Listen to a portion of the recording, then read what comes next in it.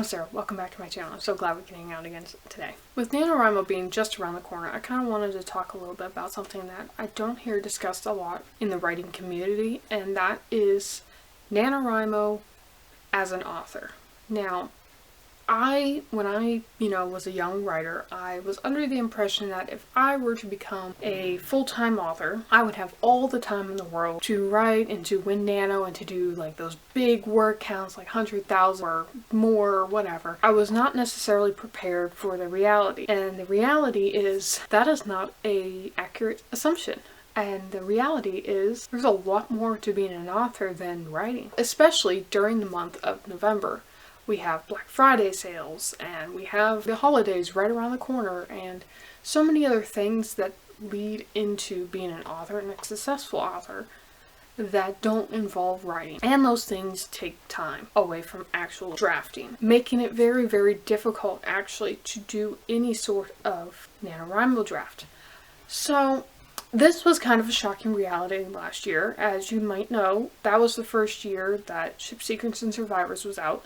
It had just released a few months before NaNoWriMo, and it was my first time doing NaNoWriMo as an author. Now, to be fair to myself, I wasn't just an author, so like that took some of my scheduling away. But I thought, hey, full-time author, whatever, however you want to call it. I thought, well, I'm going to have plenty of time to write. I should be able to knock out massive drafts. I should be able to do all these things because I now have to dedicate my time to being an author. But the reality is, when you are starting up a business, you are learning how to be an author, you don't have your own marketing team or whatever, you are the marketing team. It involves a lot of work. And part of that work is, again, doing Black Friday sales. Those are big for authors to promote their books and stuff and get them out there for readers. I wasn't expecting that because you have to go make graphics, you have to do photography, you have to copy for social media, you have to reach out to people, you have to make sure your sales are scheduled correctly, you have to brainstorm pricing and what you want to be able to do, like any sales and stuff you want to do and fun stuff. You have to have all that ready to go, and basically November is packed full of things that don't involve writing for writers to do. And the other unfortunate reality is that those actually can be considered more important than drafting, especially because the months of November and December are so vital to a successful author career, because those are when the holidays hit. That's when your sales are going to be the highest.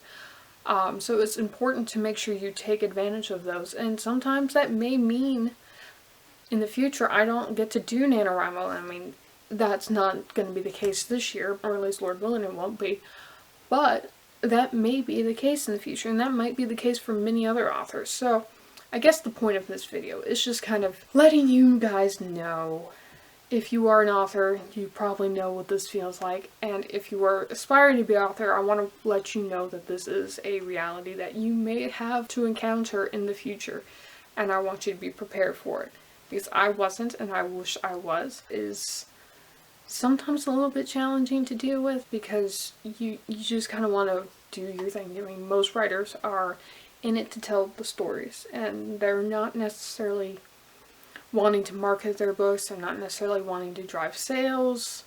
They don't want to do most of that. Like, that's not what they got into it for. But that is something to make sure you're prepared for when November hits.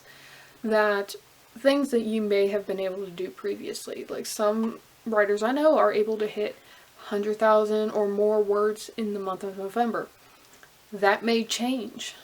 That might not be possible later when you are working on trying to take advantage of November and December sales. So I don't know where this video is going necessarily.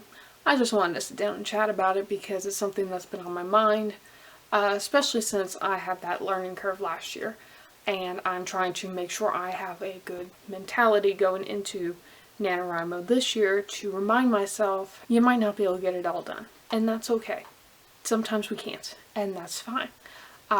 But to remember what's important, especially because I want to be a career author, making sure I actually prioritize making sales is important, even if it sounds not fun at all. Because I mean, it is fun actually. I enjoy marketing, but I also do enjoy making sure I have time to write, because that is what I love to do. Yeah, so I don't know, let me know what you guys think about this. What are some ways that, if you've encountered this, how do you handle it? Have there been times where you've had to say no to NaNoWriMo? Or if NaNoWriMo was a thing you were able to do, were there some sorts of changes you had to make in your experience that you didn't have to make prior to being published?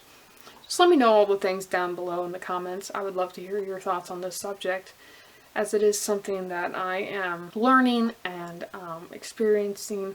This will be my second year as a published author, so hopefully I will have some of the elements down pat a little bit more so I can have more time to write. But if not, I'm learning to be okay with the reality that some things are more important. And so yeah, let me know what you guys think about that. And if you would like to connect with me elsewhere on other social media, I will leave the links to those down below.